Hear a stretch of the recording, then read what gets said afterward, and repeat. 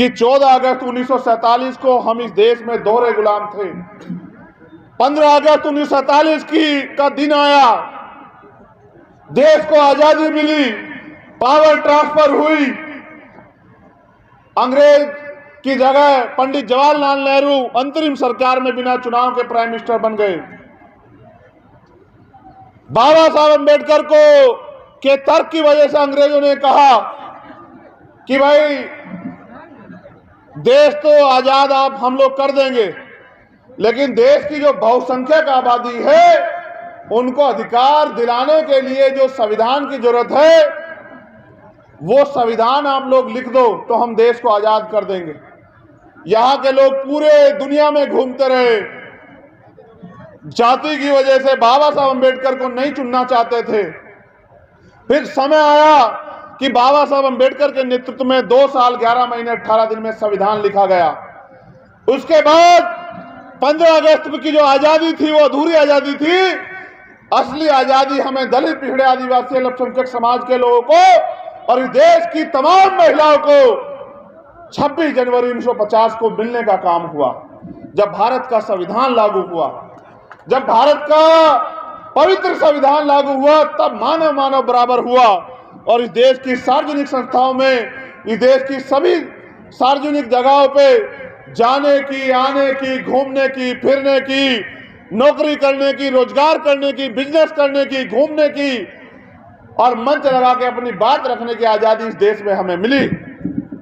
मगर सम्मानित साथियों, 14 अगस्त 1947 को जो हमारी आर्थिक स्थिति थी, सामाजिक स्थिति थी, वो 15 अगस्त 1947 को भी नहीं बदली। उसका प्रमाण यह है कि 14 अगस्त को जिसकी जेब में 100 रुपए थे, 15 अगस्त 1947 को उसकी जेब में वही 100 रुपए थे।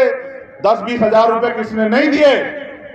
जबकि जब आजादी मिली थी तो वास्तविकता में इस देश के साधन संसाधन में भी बंटवारा होना चाहिए था और जिनको संविधान से पहले व्यवस्था के आधार पर अधिकार नहीं थे उनको बराबर में लाके खड़ा करना चाहिए था, जिससे कि वो अपने परिवार को और खुद को, अपने समाज को आगे बढ़ा पाए।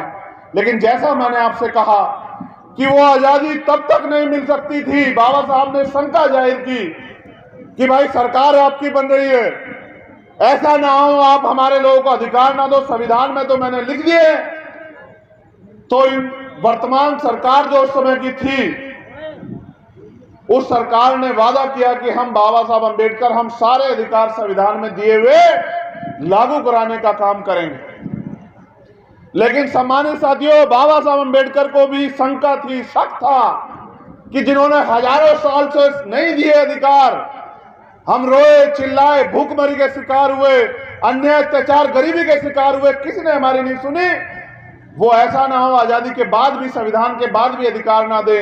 इसलिए उन्होंने अपने समाज को संदेश के तौर पे कहा कि शिक्षित बनो, संगठित बनो और संघर्ष करो। इसलिए उन्होंने जातियों में बटे समाज के लिए वर्ग बनाए, SC, ST, OBC और माइनॉरिटी।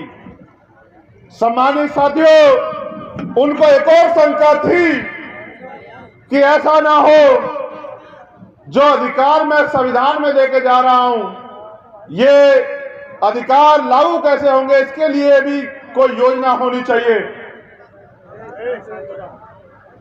तो बाबा साहब अम्बेडकर ने तमाम तरह की लड़ाई लड़ते हुए, कोई कहता था कि वोट का अधिकार उसको मिले जो जमींदार है, कोई कहता वोट का अधिकार उसको मिले जो लगान देता है, कोई कहता वोट का अधिकार उसको मिले जो पैसे वाला है, कोई कहता वोट का अधिकार उसको मिले जो बहुत पढ़ा लिखा है। बाबा साहब अम्बेडकर ने कहा कि मैंने दुनिया के संविधान पढ़े हैं, अगर चंद लोग मिलकर तैयार तय करेंगे कि सरकार किसकी बने तो ये लोकतंत्र नहीं हो सकता है।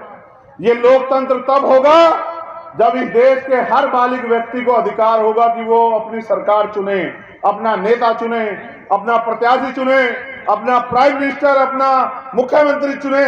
और अंत वो सफल हुए, उन्होंने वोट का अधिकार दिलाया और उन्होंने जाते जाते ये कहा हम लोगों से सबसे कि अकेले मेरे कान में नहीं कहा, अकेले मान्यवर काशीराम साहब के कान में नहीं कहा, हम सबके लिए कहा कि मुझे मेरे जाने के बाद मरा हुआ मत समझना। जब तक संविधान जिंदा है मैं जिंदा हूं। उन्होंने यह भी कहा, मैं नहीं कह रहा हूं, मेरे पढ़े लिखे समाज के अधिकारी कर्मचारी यहां बैठे हैं, नेतागण यहां बैठे हैं, मेरे सम्मानित भाई बहन यहां बैठे हैं, मैं गलत कहूं तो मुझे रोक देना वहीं खड़े होके। ये बाबा साहब अम्बेडकर ने कहा कि अन्याय करने वाले से अन्याय सहने वाला ज्यादा दोषी होता है। बताओ कहा या नहीं कहा? बाबा साहब ने यह भी कहा कि राजनीति में हिस्सेदारी ना करने का सबसे बड़ा दंड यह है कि अयोग्य लोग आपके ऊपर शासन करेंगे।